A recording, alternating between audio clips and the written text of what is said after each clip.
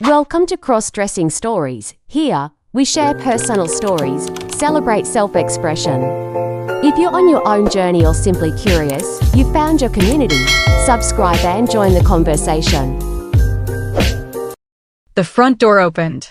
Not with the familiar rhythm of Clara's key, but with a different, quicker click. "Leo," a voice called out. "You home?" It was my sister, Mia. She had a spare key. She always let herself in.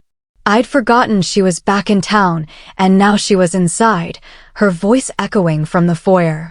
"Sorry to just show up," she said, her footsteps growing closer. "Mom sent soup. You know, the weird one you like." I stood frozen in the hallway, just around the corner from the living room. The soft lavender slip I was wearing clung to my thighs, my heart pounding a frantic, desperate beat against my ribs. I hadn't seen myself in the mirror yet, but I could feel the silk, the delicate straps, the way it made me feel graceful and light. She hadn't seen me. Not yet. I took a slow, silent step backward, trying to melt into the shadows of the hallway and retreat to the bedroom.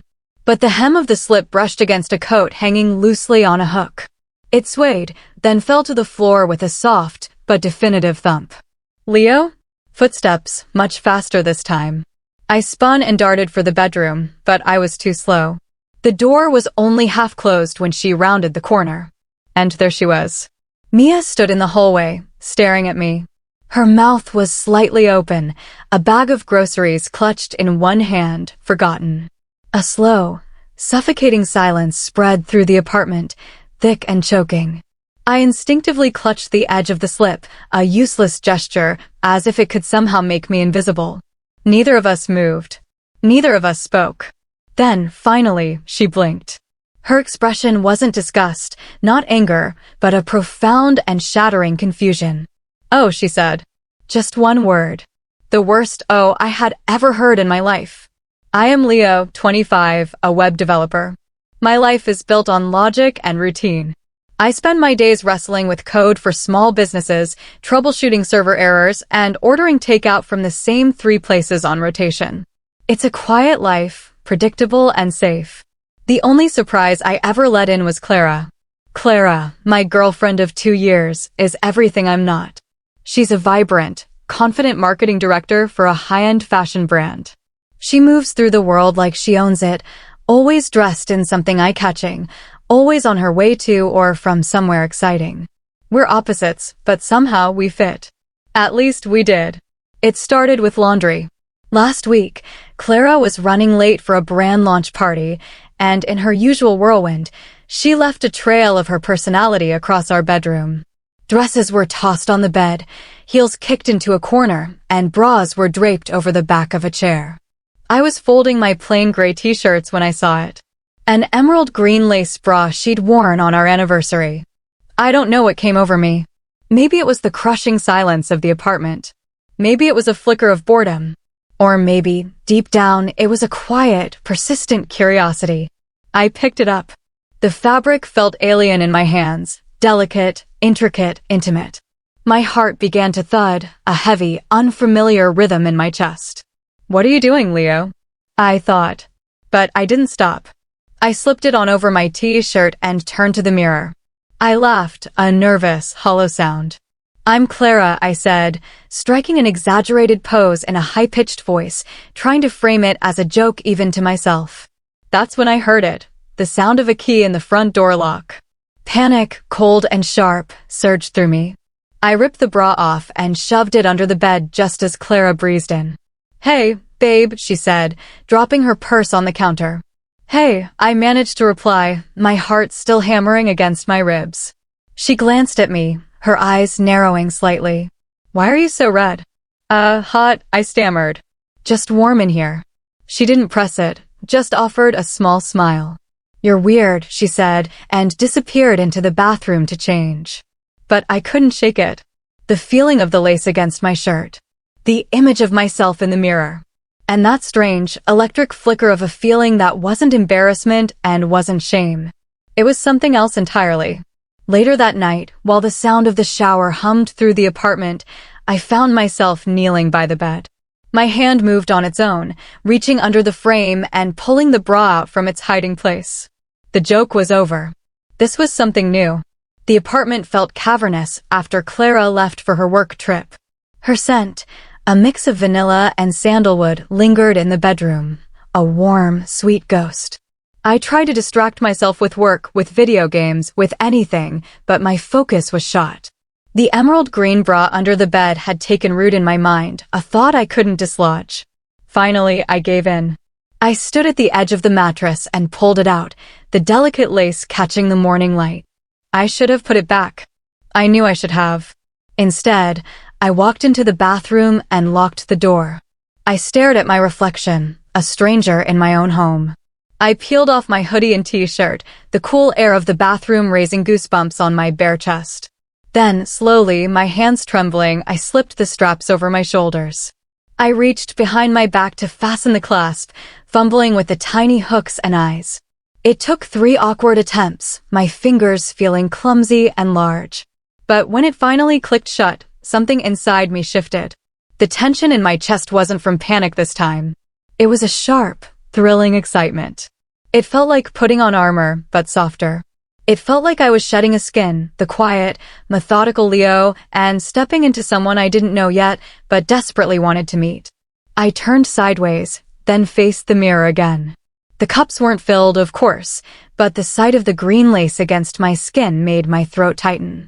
It should have looked absurd. It should have been funny. But it wasn't. I ran a hand across my chest, tracing the elegant curve of the underwire. My fingers trembled, not from fear, but from a strange warmth blooming deep in my stomach. I left it on. For hours.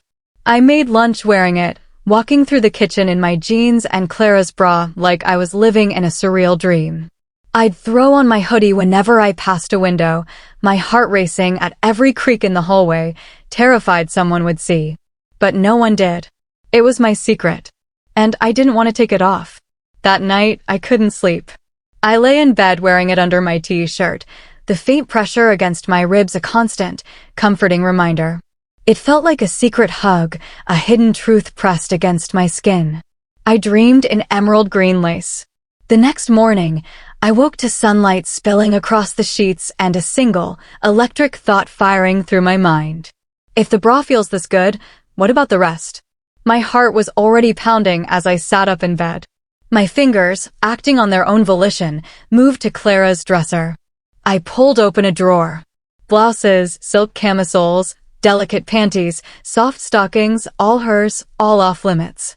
But the rules I had lived by my entire life suddenly felt flimsy, irrelevant. I lifted a sheer ivory camisole, its hem trimmed with delicate lace. My breath hitched. The idea of the emerald green lace peeking through the translucent white fabric. I shut the drawer. No, this is too far. Too fast. Except I didn't walk away. I opened it again. In the mirror, the combination was startling. Strange, yes, but also beautiful.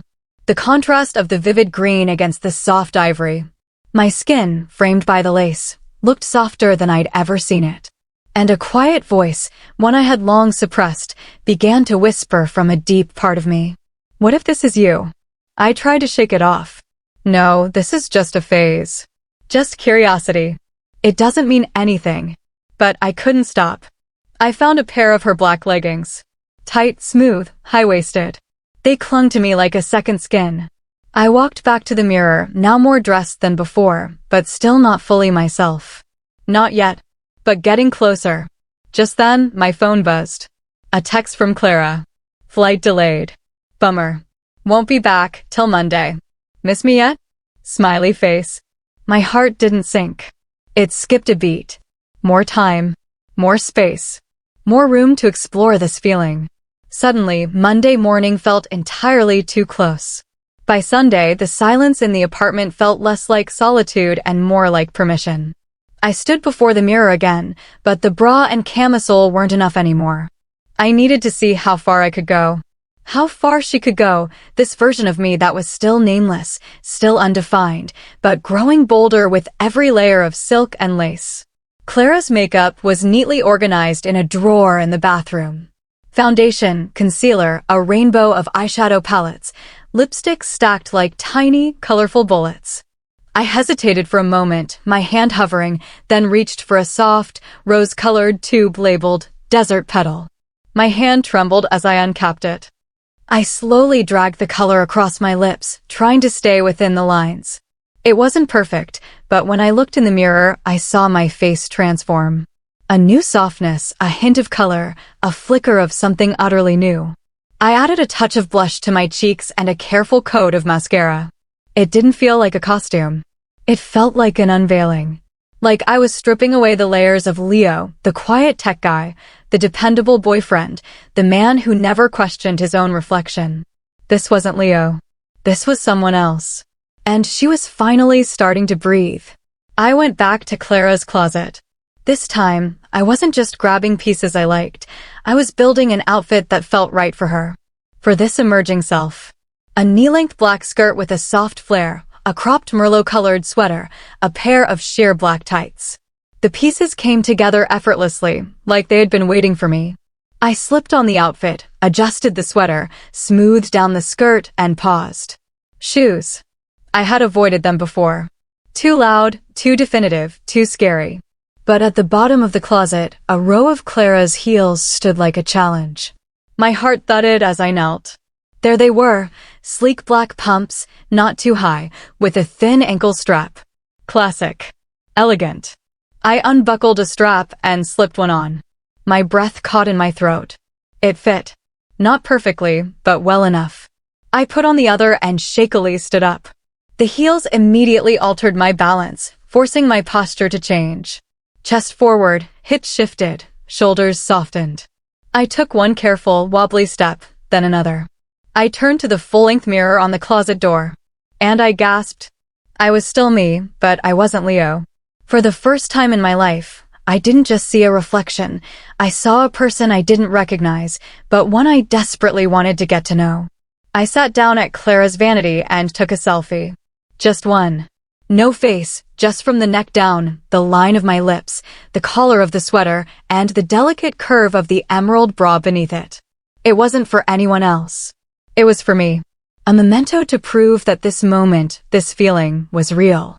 I found myself pacing the apartment, the heels clacking softly against the hardwood floors, the skirt swishing with each step. I was still careful to avoid the windows, but the fear was melting away, replaced by a dangerous, thrilling excitement. Standing in the middle of the living room, I whispered it into the quiet air. Who are you? The question hung there, unanswered. I thought of names, but they all felt wrong, too random. Until one surfaced, gentle and right. Lila, I said it softly. Lila. A warmth spread through me. My pulse slowed. My lips curled into a genuine smile. I didn't know if the name was permanent, or if it even mattered in the long run. But in that moment, I had a name. She felt real. That night, I didn't take anything off. I fell asleep as Lila, tangled in the sheets, wearing the bra, the sweater, the skirt, everything. And when I woke up, she was still there. But so was the panic.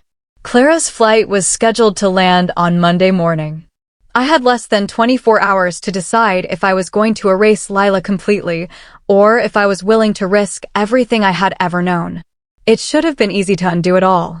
To strip away the skirt, pull off the sweater, wipe away the lipstick and blush, unhook the bra and slide it down my arms, tucking it away as if nothing ever happened. It should have been a relief. Instead, it felt like tearing off my own skin. Monday morning arrived too quickly. I woke tangled in the sheets, the thin strap of the bra digging into my shoulder. My lips were still faintly pink, a smudge of mascara blurred under one eye. I sat up slowly, my body aching from sleeping in heels and tights. Lila was still with me, not as bold as the night before, but a persistent, quiet presence. And Leo was supposed to be back today. Clara's flight was due to land in the afternoon. I had hours, but it felt like minutes. I began peeling everything off, a frantic attempt to reverse time. I slid out of the skirt and tights, tossing them onto the bed in a heap. I pulled the sweater over my head, turned toward the mirror, and froze. The bra was still on. I reached back, my fingers fumbling for the clasp, refusing to cooperate. "Come on," I muttered, twisting the band around to the front to get better leverage. Finally, the hooks released. I tugged it off. But when I looked at my chest, my stomach plummeted. 2 faint red marks curved beneath my pecs, the ghost of the cups pressed into my skin from hours of wear. The skin was slightly indented, blushing from the pressure. The worst part? My chest felt empty without it. Like something had been holding me together, and now I was loose, formless, unstable again. I stared at the marks like they were tattoos, evidence I couldn't erase. What have I done? I ran to the bathroom and splashed my face with cold water. The makeup came off in streaks of pink and black, swirling down the drain. But when I looked up, my eyes still looked different. They remembered. I changed into a plain black t-shirt and jeans, Leo's uniform. Neutral. Safe. But everything felt wrong. My skin itched. My chest felt exposed. I kept tugging at my shirt, trying to hide the phantom sensation of the bra still clinging to my body. I was pacing the apartment, a mess of nervous energy, when my phone buzzed. Clara. "Hey, love. Flight got moved up. I'll be home around noon instead of 3. Can't wait to see you." Noon. I glanced at the clock. 10:42 a.m. Pure panic flooded my system. I raced back to the bedroom. The bed was a disaster of discarded clothes. My makeup-smudged tissues were still in the trash can. The leggings, the camisole, the green bra, now a crumpled heap on the floor.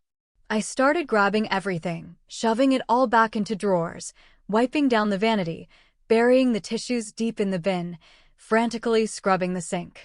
I sprayed a cloud of Clara's perfume to mask the scent of foundation and powder. Still, the mirror haunted me. I pulled a fresh hoodie on and zipped it all the way up, a thick layer of armor. I was Leo again. I had to be. But as I passed the mirror to leave the room, I caught a glimpse of her. Just for a second. Lila, hiding just beneath the surface, watching me. Then came the sound I was dreading. The jingle of keys, the click of the lock. Clara was home. And I wasn't ready. "Hey, babe." Clara's voice announced her arrival the second the door swung open. I stood frozen by the kitchen counter, my fingers clenched around a coffee mug I hadn't even sipped. My heart was pounding so loudly I was sure she could hear it from the doorway. I forced a smile. "Hey, welcome home." She rolled her suitcase in, kicked off her heels, and tossed her purse on the table. Ugh, that flight was a nightmare. Remind me never to fly on a Monday morning again. She walked over and leaned in to kiss me. I flinched, tilting my head a fraction too late. Her lips landed on my cheek. She paused for just a second, then pulled back slowly, her eyes scanning my face. It wasn't a casual, loving glance. It was quiet, analytical, calculating. Something was off. "You okay?" she asked, her voice gentle.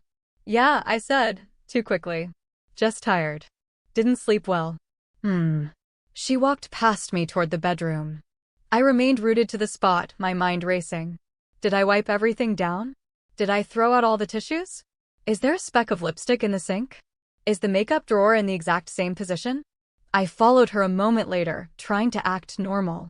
Clara was standing in front of her open closet, sifting through her dresses. She said nothing at first, but the silence was thick with unspoken questions. "Did you do laundry while I was gone?" she asked finally, her back still to me. I hesitated. "Yeah, a little." "Thanks," she said flatly. Another pause. She turned from the closet and her eyes landed on the bed. She picked up the emerald green bra. The one I thought I'd hidden so carefully. The one I had just worn. She held it delicately, her fingers pinching the straps, her thumb brushing over the lace cups. I nearly choked. She turned to me, raising a single, perfect eyebrow. "Did you move this?" I swallowed, my throat dry. I might have. While cleaning. It must have fallen on the floor. She didn't blink. She just nodded slowly. "Okay." That's all she said. "Okay." But her gaze didn't leave my face. She stared at me for a moment too long, her eyes flicking down toward the zipper of my hoodie. For a terrifying second, I was convinced she could see the faint indentations the bra had left on my chest, like a brand. I crossed my arms instinctively, suddenly hyper-aware of every thread on my body. Clara finally turned away. I exhaled, a shaky, silent breath. She unpacked while I tried to fill the silence, rambling about a new client, showing her a dumb meme on my phone, anything to seem normal. But a shift had occurred. She laughed, but her smile didn't reach her eyes. She touched my arm, but her fingers didn't linger. And every time I looked away, I could feel her watching me. Later that evening, while she was in the shower, I checked the bathroom trash can. It was empty. She'd either cleaned it out or she'd searched it. I wasn't sure which possibility was worse. At dinner, she barely touched her food. "You're being quiet," I said, my own voice sounding foreign. She offered a faint smile. "Just tired from the trip." "Are you mad at me?" The question slipped out before I could stop it. Her fork paused midair. "Why would I be mad at you, Leo?" There was no accusation in her tone, but there was something else. A space. A question she was deliberately not asking. I looked down at my plate, unable to meet her gaze. I couldn't eat either. Later, we curled up on the couch to watch a movie. She rested her head on my shoulder and her fingers looped around my wrist, a soft, familiar weight. But I couldn't relax. I was braced for impact, waiting for the confrontation, for the accusation, for the question I couldn't answer. But it never came. And that was worse. Because Clara noticed everything. She always had. And I realized she wasn't ignoring it. She was waiting. Tuesday morning was deceptively normal. Clara had already left for work by the time I dragged myself out of bed. The apartment was quiet, filled with the warm light of a new day. Everything was still. Too still. I shuffled into the bedroom, rubbing the sleep from my eyes. And that's when I saw it. A small, black makeup bag was resting neatly on the center of the bed. It wasn't tossed aside like she usually left things. It wasn't tucked away in her bathroom drawer. It was placed. Presented. And on top of it, a single folded note. My stomach twisted into a knot. I stepped closer, my hand trembling as I reached for the note and unfolded it. Just one line, written in Clara's elegant, loopy cursive. "If you ever want to talk, I'm here. No judgment." That was it. No signature, no accusation, no cute emoji. Just a message. Clear, gentle, and utterly disarming. I sat heavily on the edge of the bed, staring at the bag as if it were a bomb. She knew. Not everything, not all the details of Lila, but she knew enough. Enough to leave this. Enough to offer an opening instead of an ultimatum. My gut churned. Was this kindness, or was it a trap? I unzipped the bag slowly.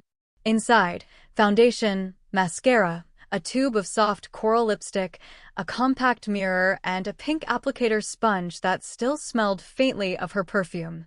The very same tools I had fumbled with just days before. Now they were here, offered to me. An invitation. I closed my eyes and exhaled a shaky breath. A part of me screamed to run, to hide the bag in a drawer and pretend I never saw it, to bury this entire memory until it suffocated. But another part of me, a quieter, more honest part, reached for the lipstick. My hand hovered over it, my fingers brushing the cool, smooth cap. I didn't put it on. Not yet. Instead, I carried the bag into the bathroom and placed it on the counter beside the sink. Right where she would leave it. Right where she intended for me to find it. The rest of the day was a blur. I tried to work, but the words on the screen were meaningless. Every time I blinked, I saw her handwriting. "I'm here." No judgment. Was it possible? Could I tell her? Could I explain the thrill, the confusion, the strange, profound comfort I found in her clothes, her world, her mirror? Would she understand? Or worse, would she just pretend to? By the time Clara came home, I was a wreck. I greeted her with a mechanical hug and a quick kiss. She smiled and chattered about her day as if nothing had changed, but I saw her eyes flick toward the bathroom door as she passed. She knew I'd found the bag. She was still waiting. But she wasn't pushing. We ate dinner in near silence. When she finally stood to clear the plates, I reached across the table and my fingers brushed her hand. She stopped and looked at me, her eyebrows raised in a silent question. I swallowed hard. "I saw what you left." She nodded once. "Okay." My voice was barely a whisper. What did it mean? Her expression softened, all pretense gone. "It means I see you, Leo," she said, her voice full of a tenderness that almost broke me.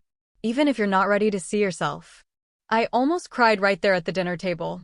A raw, painful knot formed in my throat, but I held it back. I just nodded, stood up, and held her hand for a second longer than I needed to before letting go.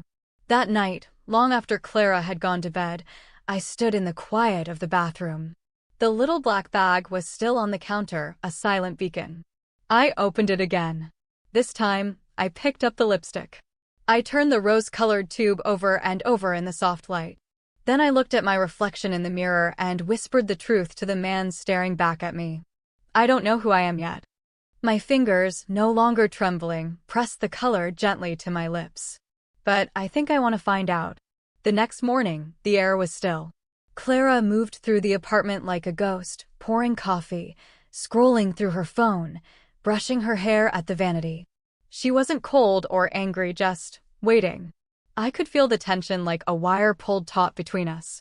We sat at the kitchen table, the same table where we'd shared 100 lazy Sunday breakfasts, but now the silence had weight.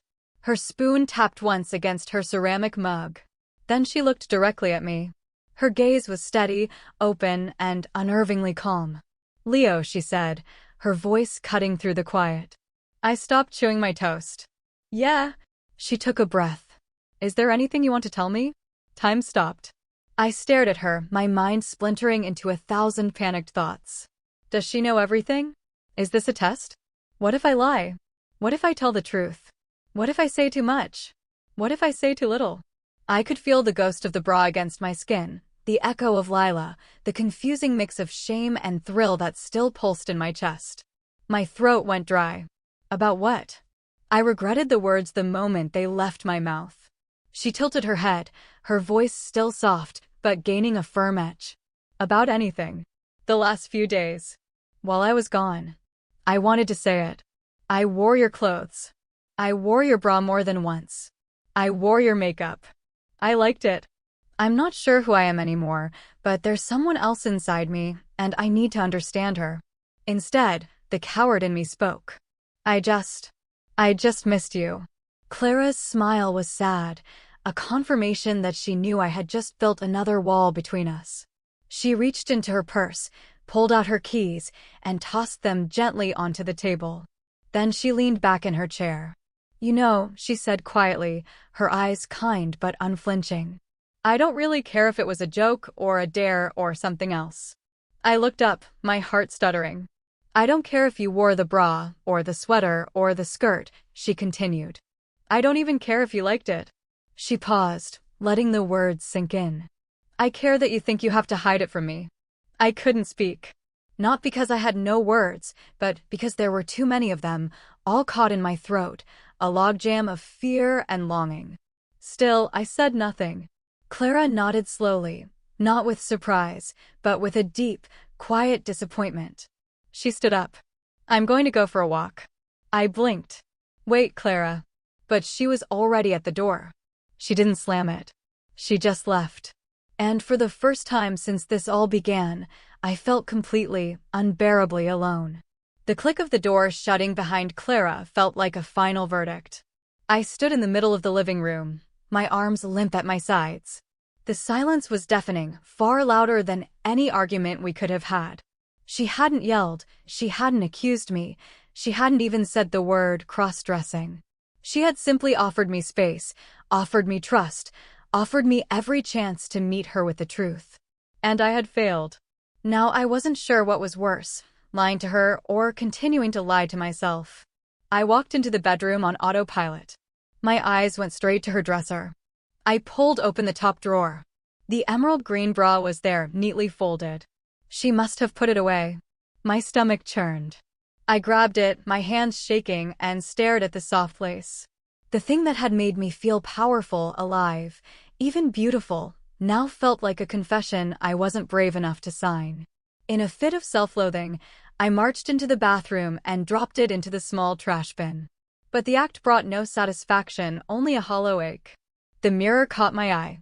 I looked at myself. The face staring back was clean, no makeup, no blush, no lip gloss. Just Leo. Guilty. But the longer I stared, the more I could feel her. Lila. She wasn't in the lipstick or the bra or the sweater. She wasn't in the heels or the perfume. She was in me. And burying the evidence wouldn't make her go away. I turned on the faucet, splashing my face with cold water again and again, grabbing a towel and scrubbing at my skin as if I could wipe away the truth. But when I looked back up, she was still there. Something softer in my eyes. A flicker of resilience that refused to be extinguished. Something real. I reached into the trash can and pulled the bra out, clutching it to my chest.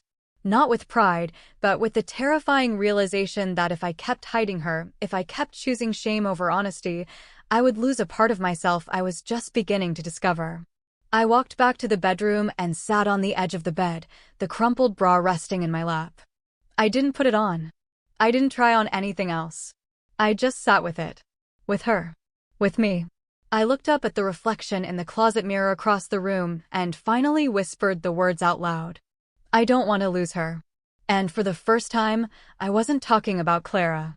The apartment door creaked open just after sunset. I didn't move. I was still sitting on the edge of the bed, the emerald green bra lying quietly in my lap. My fingers had stopped fidgeting with the lace hours ago. Now, I just held it. A memory I wasn't ready to let go of. I heard Clara set down her keys and kick off her shoes. A moment of silence passed, stretching longer than it should have. She knew where I was. She could probably sense it. Finally, her voice drifted from the doorway, soft and cautious. You didn't throw it away, did you? I turned slowly. She was standing in the frame of the bedroom door, her coat still on, her face unreadable in the dim light.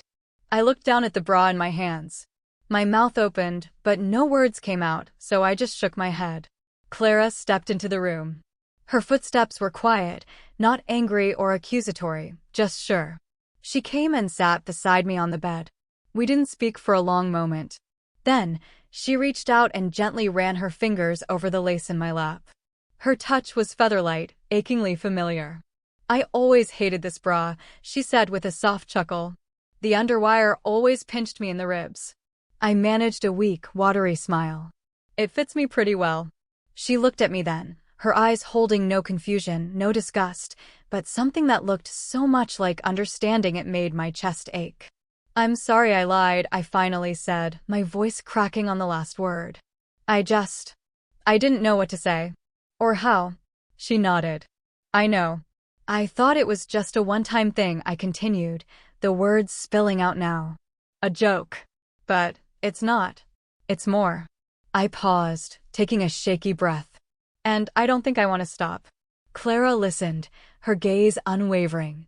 She breathed in slowly, as if absorbing the full weight of my confession. Then she looked me straight in the eye. You don't have to. That broke something in me. A dam, a wall, whatever it was that had been holding everything back, it gave way.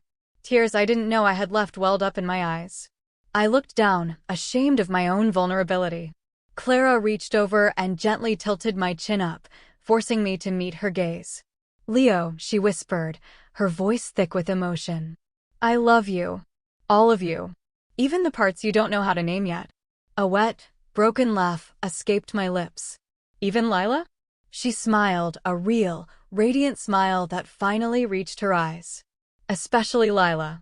Then she reached for the bra in my lap, lifted it carefully, and handed it back to me. Want some help putting it on right this time? Clara stood behind me, her reflection beside mine in the vanity mirror. Her fingers were deft and gentle as she adjusted the straps of the bra on my shoulders, like a tailor fitting someone for a suit of armor. Too tight? She asked softly. No, I whispered, my eyes fixed on the image in front of me.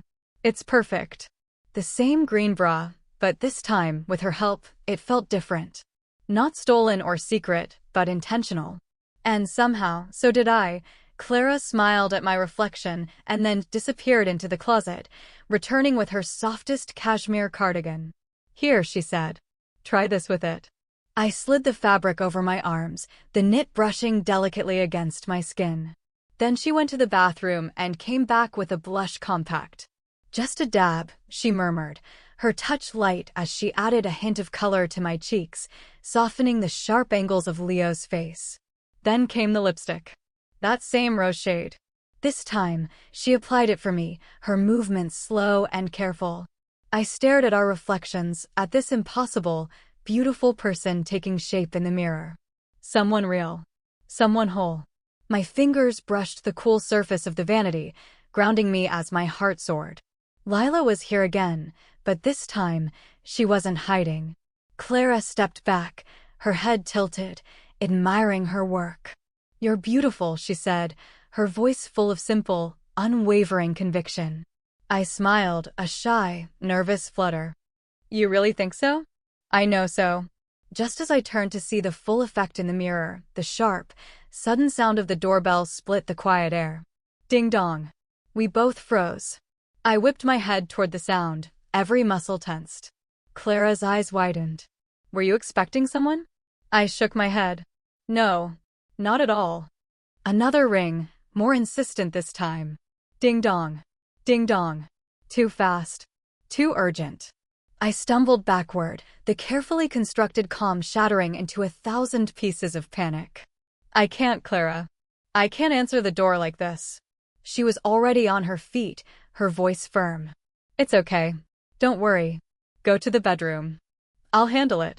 I nodded, my breath shallow, and hurried down the hallway, shutting the bedroom door softly behind me.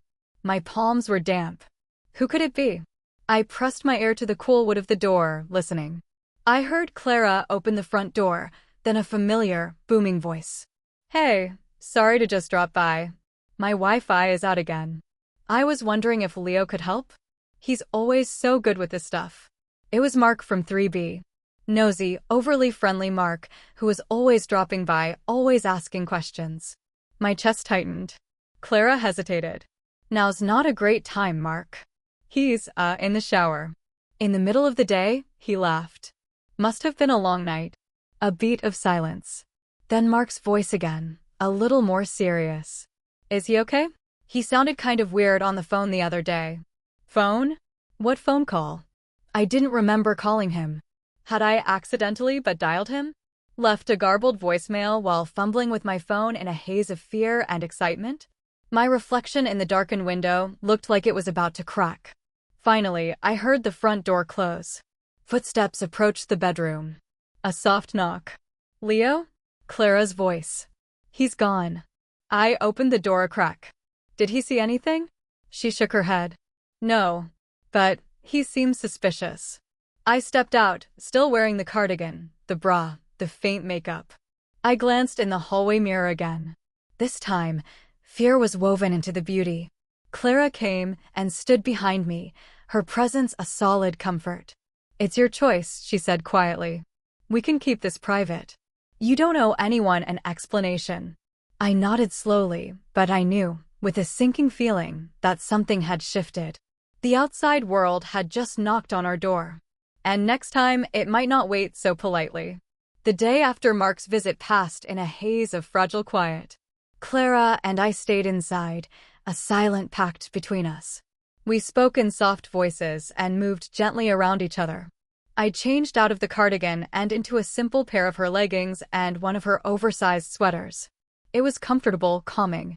The makeup was minimal, barely there, but just enough to keep Lila close without feeling exposed. I felt okay. Safe. Until I wasn't.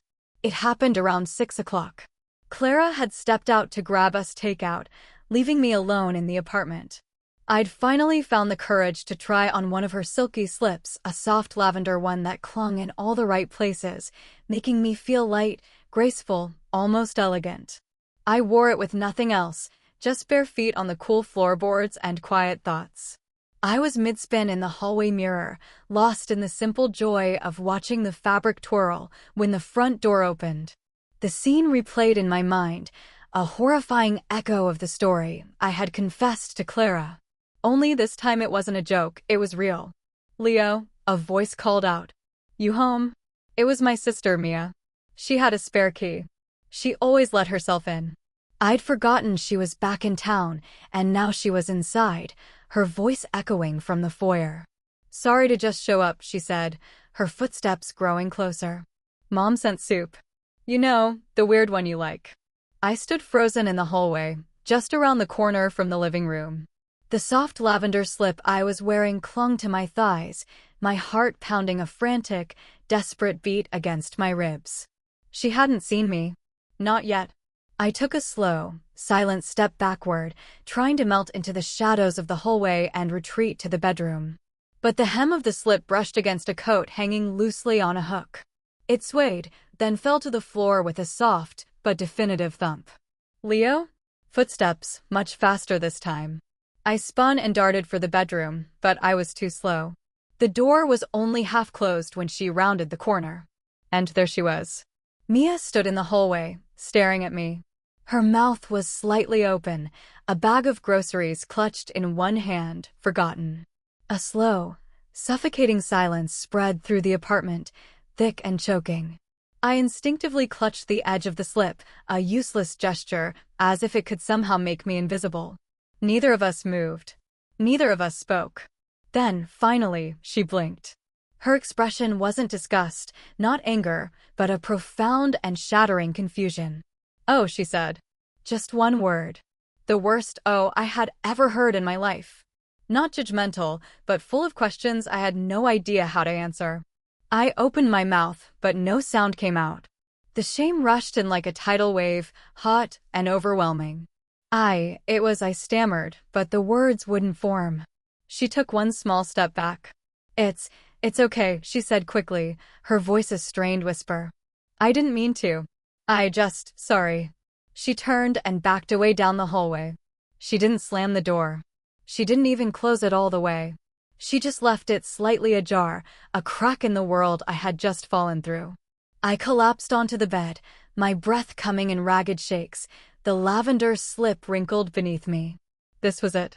The moment I had feared most. Lila exposed.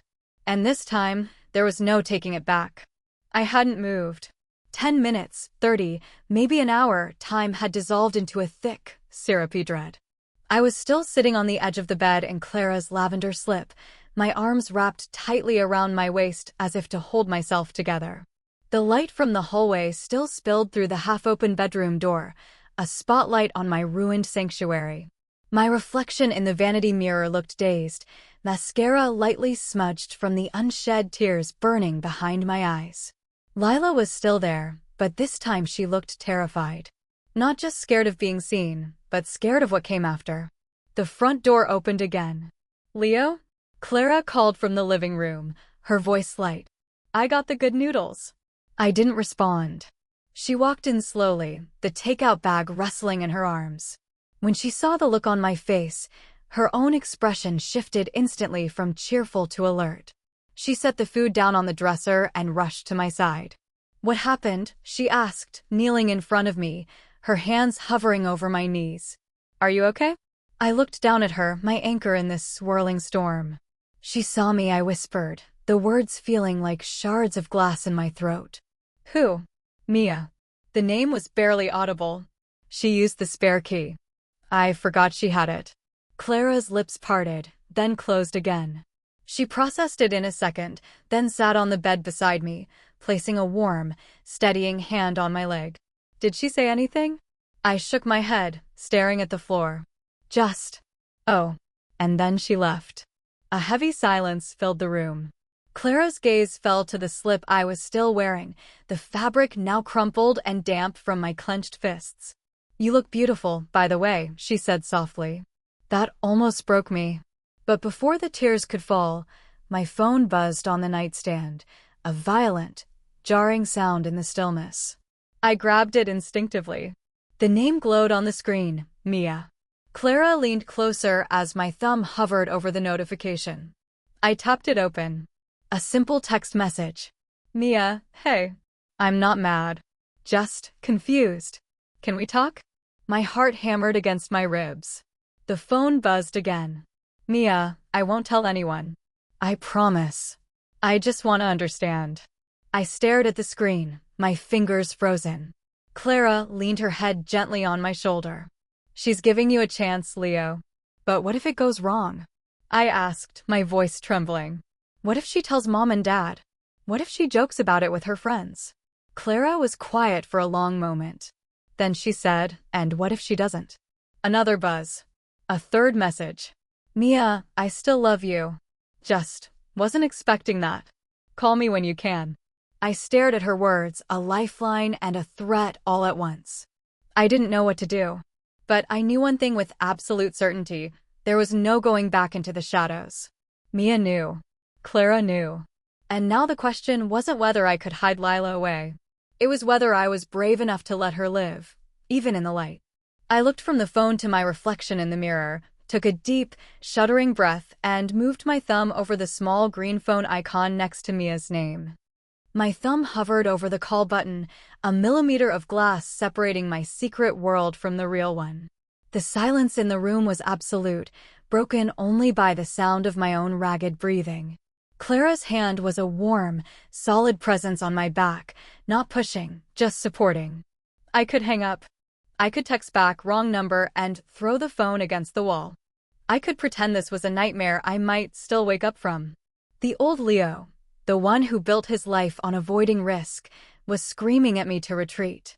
But Lila was there too. I saw her in the mirror, frightened, yes, but also defiant.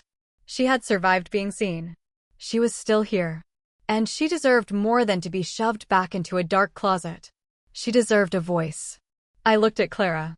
She gave me a small, encouraging nod. You can do this. I closed my eyes and pressed down. The phone began to ring. Once. Twice. Each ring echoed the frantic beat of my heart.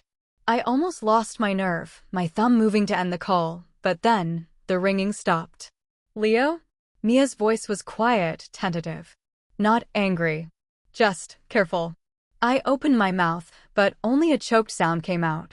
Leo, are you there? She asked. It's okay. I'm not mad. I took a shaky breath, forcing the air into my lungs. Clara squeezed my shoulder gently. Hi, I finally managed to say. My voice was raspy, unfamiliar. Hi, she replied. There was a long pause, filled with everything we weren't saying. So, you want to tell me what's going on? I looked at my reflection. At the lavender slip, the smudged mascara, the terrified but determined person staring back. The truth felt huge, impossible to explain. So I started small. Sometimes I wear women's clothes, I said, the words feeling foreign and freeing all at once. Clara's clothes. Another pause from her end. I could hear the soft sound of her breathing. Okay, she said. Just that. Okay. It wasn't forgiveness or disgust. It was a foothold. A place to start. Is that a new thing? No, I admitted, the truth gaining momentum. It's not new. It's just the first time anyone's seen. I could hear the shift in her voice, the confusion melting into something softer. So the lavender slip, is that you? Or part of you? Her name is Lila, I whispered, saying it out loud to someone other than Clara for the first time. The name felt solid, real, hanging in the air between us. Silence. For a terrifying moment, I thought I had lost her, that I had gone too far. Then I heard a sound on the other end of the line. A soft, wet sniffle. Mia? Are you crying? No, she said, her voice thick with emotion. I'm not. It's just, all those years you were so quiet. So closed off. I always thought you were unhappy. I never would have guessed. She took a shaky breath. Is she? Is Lila happy? The question hit me with the force of a physical blow. I looked at Clara, who was now smiling through her own tears. I looked at myself in the mirror.